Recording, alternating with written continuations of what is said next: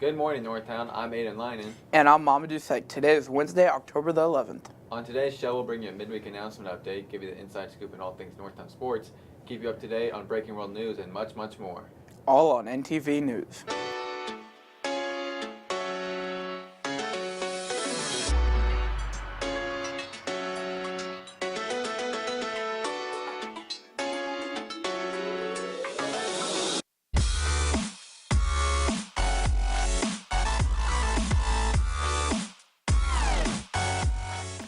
Today in World News, we'll look over the deadly wildfires ravaging California and how unsafe construction impacted the Mexico earthquake. Learn more in World News.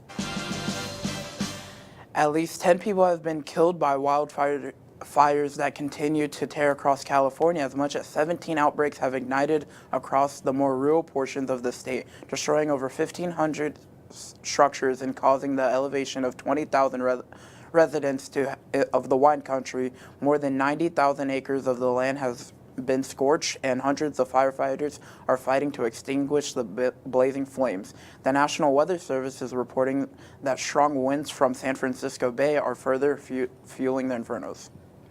Engineering professor Eduardo Miranda wants to know why engineers use a construction method that has been proven to be unsafe and in many instances deadly.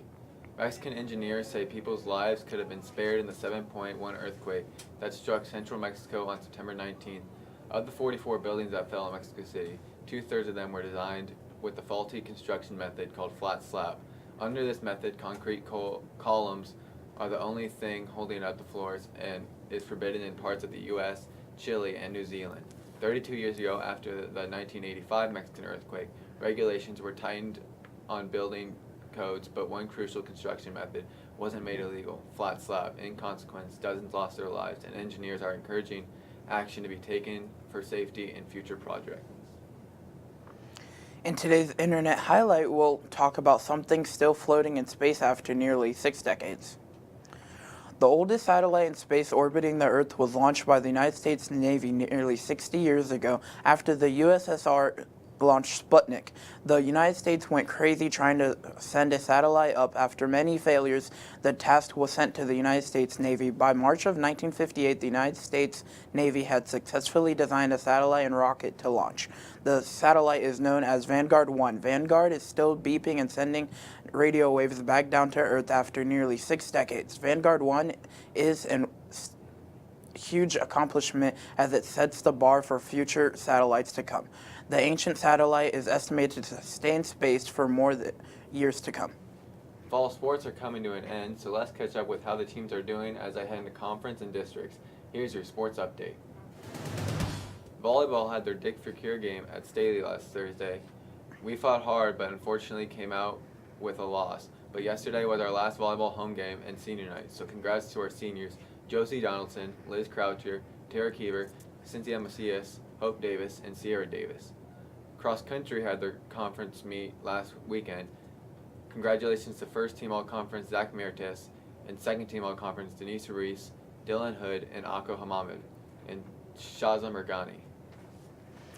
Softball lost their first district game last week, Wednesday, 1-8 against Oak Park. Their season is officially over.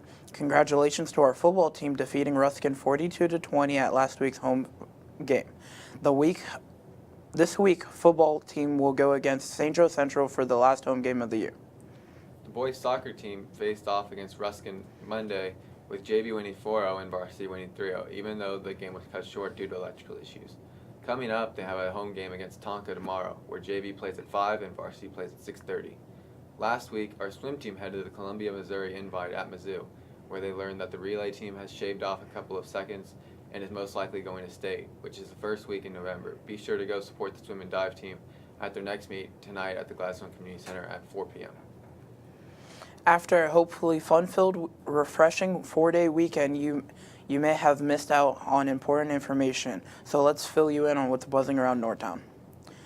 The Club Teach will meet this Friday during advisory. Also, a Missouri State Representative and Northtown alumnus Lauren Arthur will be speaking in the hospitality room during advisory. The Young Democrats invite all students interested in hearing her speak to attend. Theater students interested in going to the Missouri Thespian Conference in January need to turn in their deposits and registration forms by Friday. If you have any questions, please see Mr. Jackson in room 211. Seniors, Jocelyn's plan to be here today during lunch to take additional graduation cap and gown orders. Please make sure to bring your $60 down payment. If you have not placed your cap and gown order, please see the sales rep during lunch. This Friday will be a special evening at Northtown. Our school will be hosting a future Hornet football game, and many are hopeful that this could become a Hornet new tradition at Northtown. There will be a tailgate from 5 to 7 before the game. The Hornets will take on St. Joe Central, and the band will finish off the night with their dazzling annual light show. The leadership group would also like to invite all Northtown staff and their families to join us at the tailgate this Friday. To make the event more attractive for families, they will have carnival games and face painting to accompany traditional games like bags and washers. There will also be an excellent barbecue from Ryan Fugger, the coach's barbecue decision. Pulled pork and beef hot dogs will be provided at the tailgate. Last week, we wanted to know whether you think students should stand up for the pledge or not. 73% believe that students shouldn't have to stand up for the pledge, while 27% of students believe that they should be encouraged to stand up. Tune in on our Monday show for our next poll question. That's all we have for you today, Northtown. To stay informed all week long, follow us on Twitter at Northtown News. For photos and announcements, check out our Facebook page, NKC Journalism. And for information about athletics and activities, maps to games, and electronic student ID, download the North Kansas City High School app. Thanks for watching. Northtown, keep it classy. And as always, it's a great day to be a Hornet.